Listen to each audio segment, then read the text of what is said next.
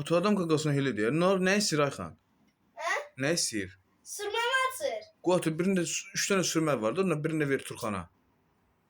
Ver açsın, birini ver ona ata. Turxan, sən hansı sürməni verir ata? Sürməni verim. Ay Ama Turxan. atmır. Hamısını atmır. Turxan, hansı sən ata? Allah. Al orta belədir. Ne var ki? Al ortada ne var ki? Bak bu benim. Dəymə, qaç oynasın orada özü üçün. Bu zırlas şeydi. Bu da adi kutudur. Adi kutu. Qoy baxsın da dəym. Bu da adi kartondu. Bunlar da elə belə şeylerdi. Ha, illa ki sen kutunu istiyorsan. Olmaz mı kutu? Qoy oynasın da uşaq. Ay Ayxan. Ayxan, qoy oynasın da uşaq da. Olmaz da kutu. Evet uşaqdır, o da qanmır, sən də Ama bunu qanmırsan. oyna. Var bunu oyna.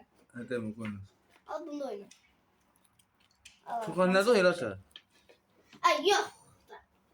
Hadi bas da ne getirsen sen getirdin. Allah. Əlin qırılsın, yox. Al. Bu nədir ki bu? Bu nədir o? Ağzın solası bir şeymiş. Şimdi yeni görmemişim. Ay Turxan, Böyle böyle şükür. vermə də qaqa şkafısa. Vermədi sürməni sadə baxasan. Olmaz. Burası bana aitti. Olmaz. Burası da uyara. Alınmadı. Burası da uyara sıçın. Bu nədir? Bu nədir belə Turxan? Bax. Öyle böyle şeydi. Onda tiken var ya Tukan. Bak.